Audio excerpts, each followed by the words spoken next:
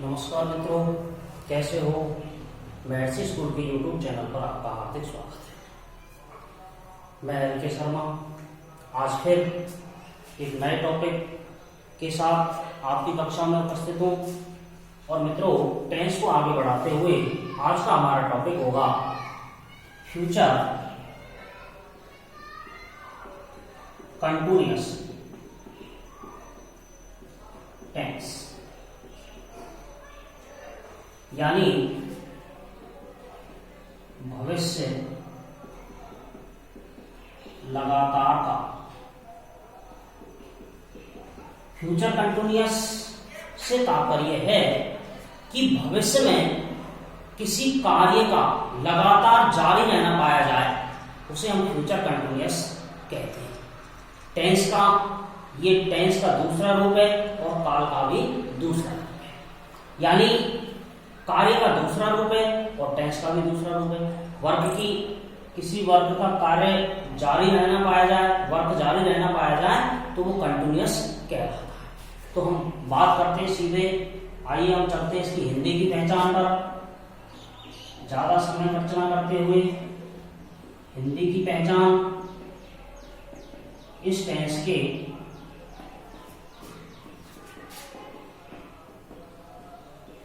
हिंदी वाक्यों के अंत में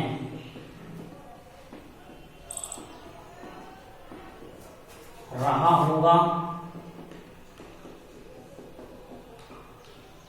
रही होगी, रहे होंगे, खड़ा होगा,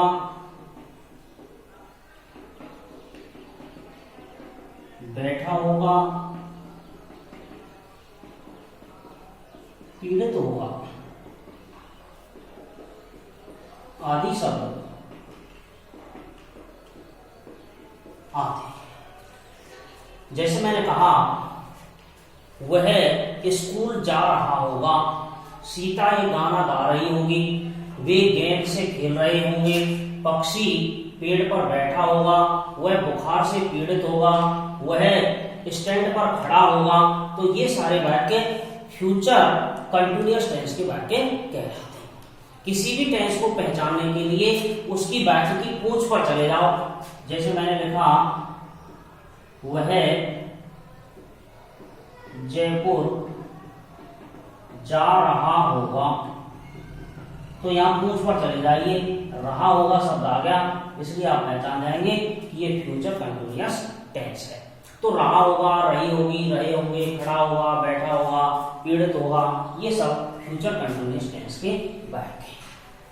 आगे आते हैं इसकी हिंदी की पहचान के बाद इसकी अंग्रेजी की पहचान, इंग्लिश की पहचान।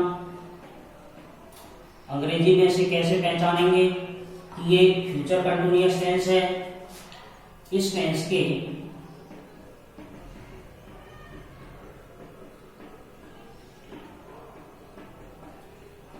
अंग्रेजी वाक्यों में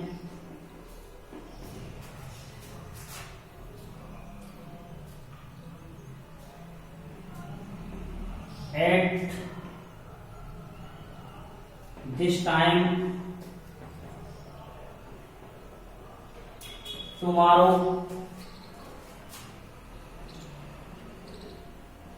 eight present tomorrow, at moment,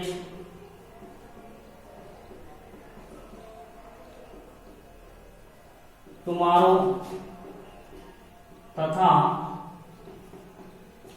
shell be, will be plus verb की फर्स्ट फॉर्म में आईएनजी आती है। जैसे मैंने कहा, he will be working in a factory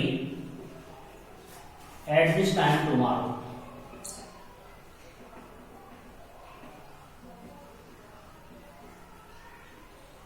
तो यहां एट दिस टाइम टुमारो आ गया और यहां विल भी आ गया, ये हेल्पिंग वर्ब आ गई इसकी, और ये इसकी पहचान के शब्द आ गए।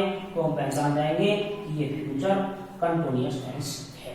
तो फ्यूचर कंटिन्यूअस टेंस को पहचानने के लिए अंग्रेजी के वाक्य में हमेशा आप सहायक क्रिया देख लें जो कर्ता के तुरंत बाद आती है। इसमें वर्ब की फर्स्ट फॉर्म में आईएनजी आ गई और उसकी पहचान चिन्ह भी आ गए।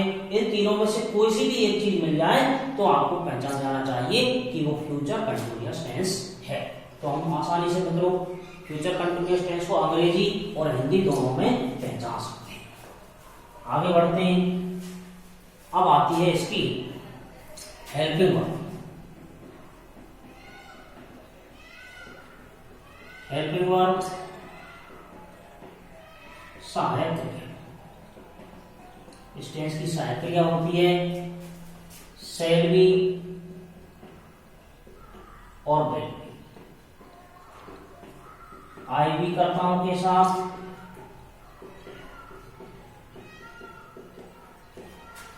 शैल बी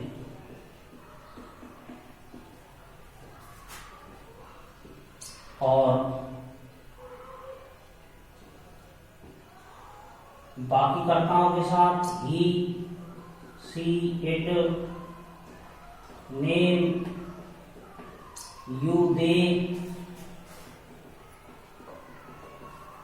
दीज दोज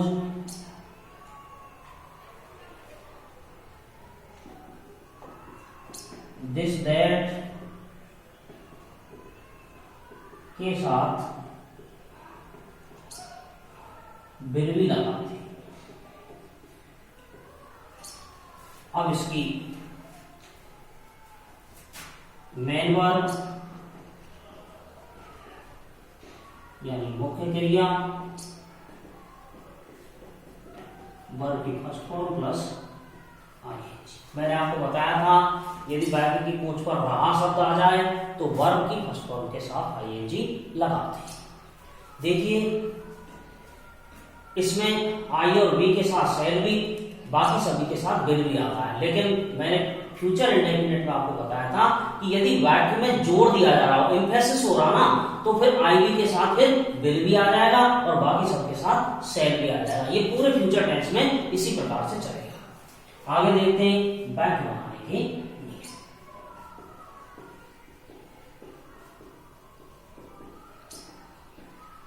इसी से भी कोई 4 प्रकार के वाक्य बनाए जाएंगे। सबसे पहला है अफर्मेटिव। अफर्मेटिव यानी साधारण। अब साधारण का सूत्र सबो SHBO यानी subject plus helping verb plus verb की फर्स्ट फॉर्म में ING प्लस ऑब्जेक्ट प्लस जैसे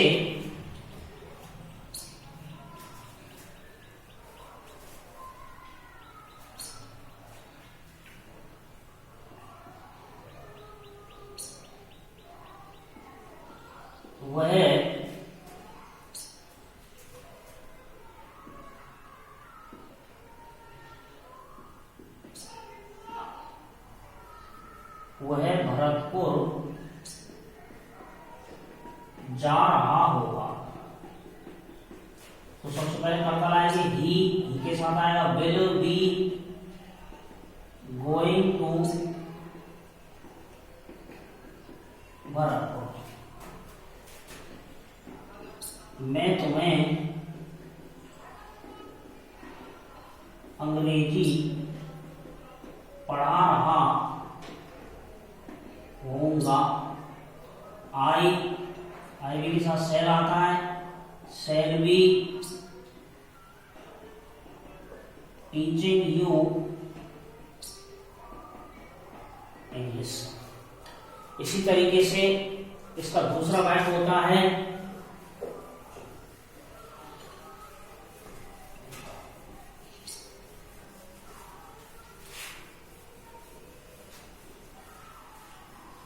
नेगेटिव।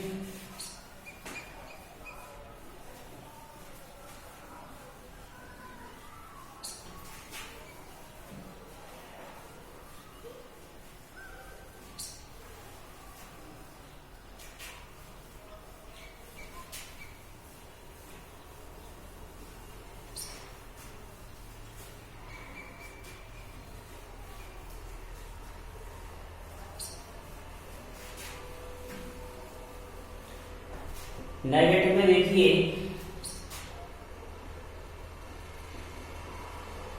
नकारात्मक,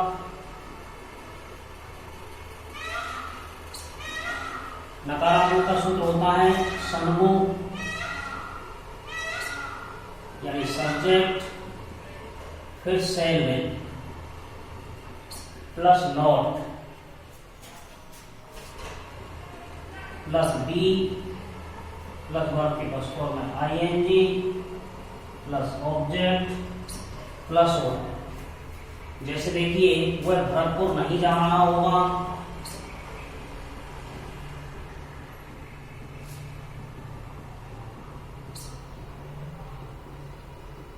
तो सबसे पहले ही विल नॉट बी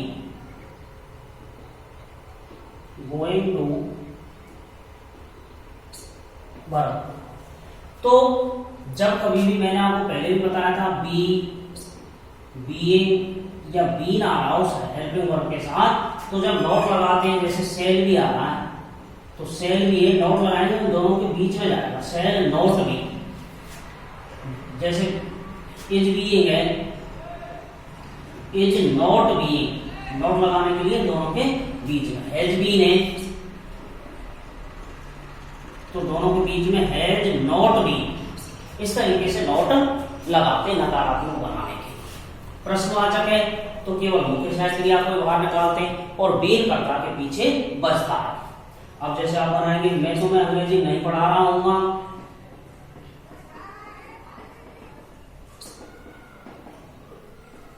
अंग्रेजी नहीं पढ़ा रहा होगा। अब आप स्वयं बनाएंगे इसको। अगला देखते हैं इंट्रोगेटिव यानी प्रश्नवाचक।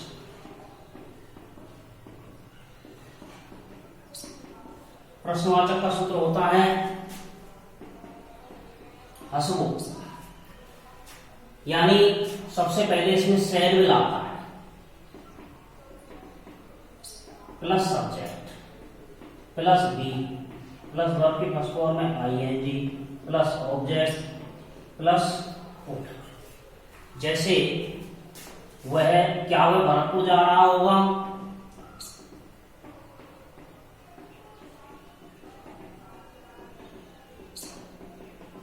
तो सबसे पहले क्या के लिए will he be going to Bharatpur. अब देखिए साधारण वाक्य से इसकी तुलना कीजिए, अंतर देखिए, अंतर क्या है, ये विल शब्द है, ये पहले आ गया हेल्पिंग वर्ब, और ये हेल्पिंग वर्ब है ना, ये क्या का अर्थ दे रही है। अब ये होगा will he be going to Jaipur. इसलिए साधारण और नकारात्मक की तुलना करिए पहले, फिर साधारण और प्रश्नवाचक की तुलना करिए, फिर साधारण और प्रश्नवाचक नकारात्मक की तुलना करिए।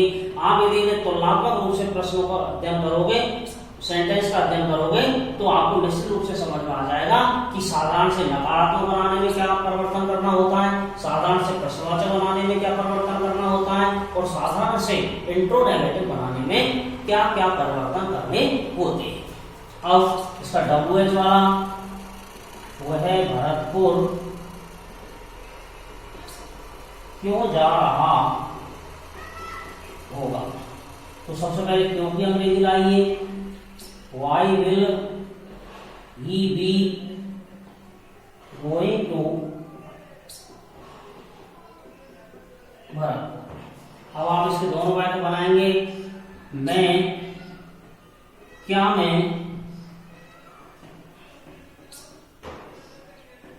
तुम्हें अंग्रेजी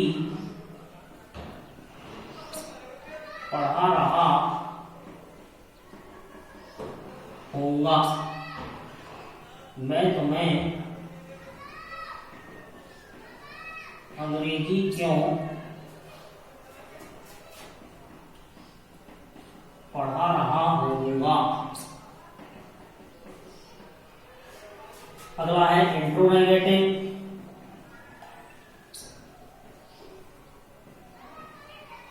यानी प्रश्नवाचक नकारात्मक। इसका सूत्र होता है हसनगो, हसनगो से तात्पर्य है पहले सेलविल प्लस कर्ता plus not plus be plus verb की plus form I N G plus object plus O. देखिए अब इसको कैसे बनाएंगे।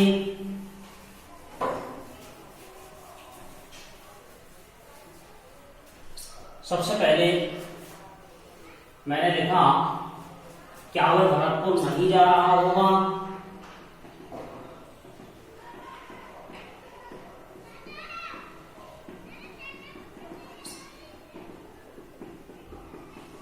तो सबसे पहले क्या के लिए will he not be going to Bharatpur, और वह भरतपुर क्यों नहीं जा रहा होगा। तो पहले क्यों की अंग्रेजी, why will he not going to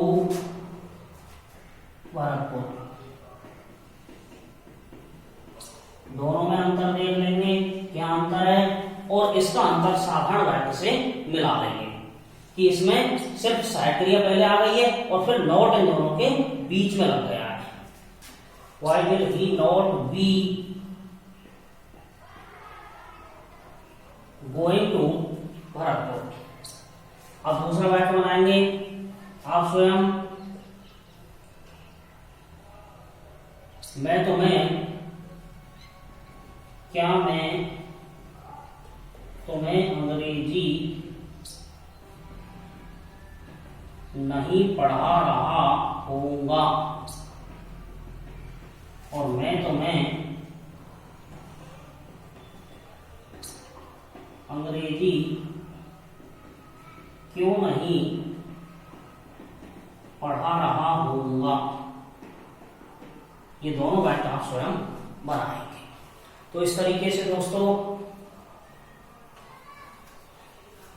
ये आपका फ्यूचर कंटिन्यूअस टेंस हुआ। फ्यूचर कंटिन्यूअस में हमने पढ़ा इसकी हिंदी की पहचान, इसकी अंग्रेजी की पहचान, इसकी सहायक क्रिया, इसकी मुख्य क्रिया और इसके वाक्य बनाने के नियम। ये हमने फ्यूचर कंटिन्यूअस टेंस में आज पढ़े। इसके अलावा इसमें प्रयोग और हैं जिसे हम आगे देखते हैं। चलो आइए देखते हैं इसमें क्या है, कौन सा प्रयोग है। देखिए use of shell be will be plus making plus object plus verb की फंक्शन। यदि किसी वाक्य के अंत में वा रहा होगा,